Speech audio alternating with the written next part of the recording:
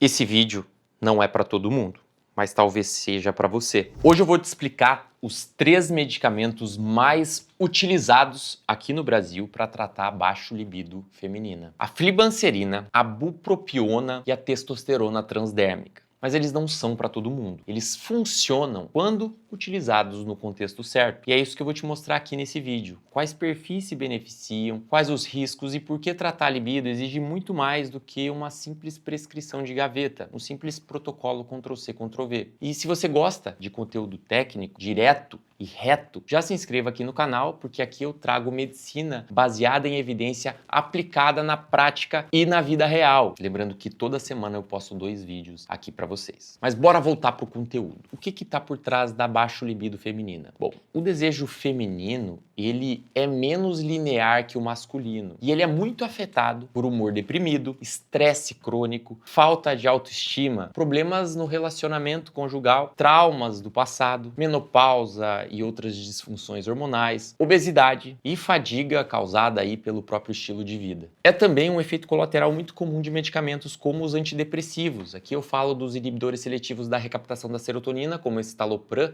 sertralina, entre outros, e os duais, como a venlafaxina. Contraceptivos também, em alguns casos, podem afetar, sim, essa parte de forma subjetiva. A gente vê que algumas pacientes relatam essas queixas com o uso. Então aqui vocês já podem ver que antes de prescrever qualquer coisa, a gente precisa entender a história que está por trás daquela paciente, o que está por trás dessa queixa. E essa é uma das primeiras coisas que eu avalio nas minhas consultas online. Que a maioria das mulheres que me procuram, elas não precisam só de um remédio, elas precisam do direcionamento correto. Mas vamos começar já com os medicamentos. A flibanserina é muito utilizada e é prescrita geralmente para mulheres na fase pré-menopausa. Então são mulheres mais jovens que apresentam queixas de libido que não estão associadas aí a fatores emocionais e também em decorrência do estilo de vida. A flibanserina é o único dos 3 medicamentos aprovados para o tratamento do desejo sexual hipoativo, que é justamente a baixo libido em mulheres pré-menopáusicas. E ele atua modulando a serotonina, mais especificamente receptores serotoninérgicos, como tendo um efeito agonista em receptores 5-HT1A e antagonista em receptores 5-HT2A. A dose gira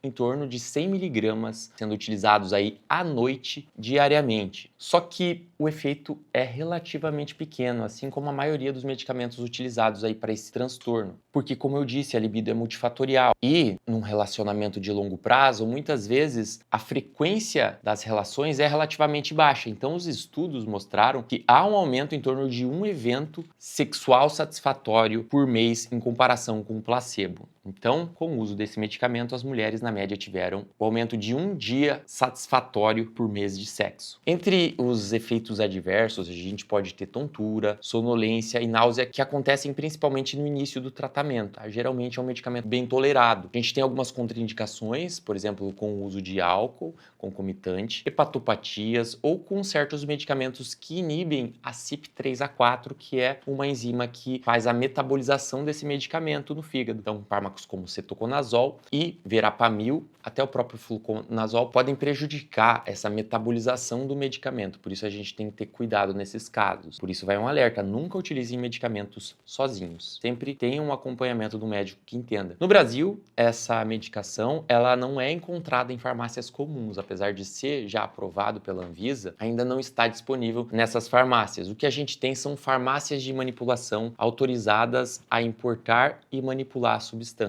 Por isso que você tem que procurar qual farmácia está fazendo, caso o seu médico opte por essa opção. Trazendo um resumo do medicamento para vocês. É indicada para mulheres jovens, sem outras condições médicas ou psiquiátricas associadas, com queixa persistente de desejo sexual reduzido e sofrimento associado. Bom, se esse vídeo estiver fazendo sentido até aqui, deixa teu like, não se esqueça de se inscrever, porque isso ajuda a manter esse conteúdo chegando em mais pessoas. Agora vamos para a bupropiona, muito famosa aqui no Brasil para a cessação do tabagismo, para tratamento da depressão, entre outras coisas, e pode ser uma boa alternativa off-label quando há, por exemplo, depressão ou uso de antidepressivos. A bupropiona, ela é utilizada para mulheres que estão com um humor mais deprimido ou que fazem o uso de antidepressivos como estalopram, fluoxetina, sertralina, que são os inibidores seletivos da recaptação da serotonina, ou venlafaxina e duloxetina, que são inibidores tanto da recaptação da serotonina quanto noradrenalina. Esse medicamento reduz esse efeito negativo que os outros antidepressivos têm na libido. E também pode ajudar em mulheres que têm um humor mais deprimido associado a essa redução da libido, por exemplo. Ou pode ser prescrito em mulheres que têm o desejo sexual reduzido com um claro envolvimento do componente emocional. Em relação ao mecanismo de ação, ela aumenta a dopamina na fenda sináptica e também noradrenalina, atuando diretamente aí no sistema de recompensa, promovendo essa maior busca pela relação sexual, trazendo uma maior disposição para a mulher e melhorando o humor em alguns casos. A dose gira em torno de 150 a 300 miligramas por dia, geralmente em cápsulas de liberação prolongada, o XR, já que nessa formulação a mulher pode ingerir o medicamento apenas uma vez ao dia. Os estudos mostram que esse medicamento pode melhorar o desejo, a excitação, o orgasmo e a satisfação, especialmente nos casos em que há um antidepressivo tradicional sendo utilizado pela paciente. Agora, para trazer um resumo clínico para vocês, a bupropiona é útil quando a queixa de desejo sexual está associado ao humor ou ao uso de antidepressivo. Inclusive, em algumas pacientes minhas que estavam utilizando fármacos como fluoxetina, sertralina, só o ajuste para a bupropiona já gerou uma melhora muito significativa. Indo para a nossa terceira opção terapêutica, a gente tem a testosterona transdérmica, que é mais utilizada para as mulheres na pós-menopausa ou na transição menopausal. A testosterona transdérmica também é utilizada off-label no Brasil, portanto, ela também tem que ser manipulada em farmácias de manipulação. Ela restaura os níveis androgênicos, melhorando o desejo e a excitação e também a função orgástica. A dose gira em torno de 300 a 500 microgramas por dia na forma de creme manipulado, aplicado uma vez ao dia, geralmente em regiões com boa absorção dérmica. O uso em mulheres jovens é controverso, apesar de ainda ser prescrito por muitos profissionais. Os estudos eles ainda são inconsistentes em mulheres mais jovens, na pré-menopausa, e os riscos de virilização e efeitos colaterais exigem cuidado redobrado. Por isso que, nesse caso, a escolha ela tem que ser muito individualizada. Por fim, como eu fiz nos outros medicamentos, no resumo clínico a gente vê que a testosterona funciona bem em mulheres com queixas persistentes, principalmente após a menopausa. Quando bem indicada e acompanhada, é óbvio. Na minha prática, essa é uma das opções que mais gera resultado quando o perfil é adequado, obviamente. Se esse conteúdo técnico e prático te interessa, se inscreva aqui no canal, porque eu sempre trago temas que você não vê sendo falados de forma responsável por aí. Mas libido, gente, não vem só da bula, não vem só da farmacologia. A libido de uma mulher não nasce do medicamento. Ela depende de uma série de fatores que vão muito além do eixo hormonal ou então da manipulação pontual de neurotransmissores com medicamento. É causada pela falta de descanso, de relações desgastadas, de baixa autoestima, pressão estética que as mulheres muitas vezes sofrem, da falta de conexão com o próprio corpo e sim, também da sobrecarga emocional e mental que muitas estão submetidas. Essa é a realidade que eu vejo todos os dias das minhas consultas e é por isso que a prescrição sem escuta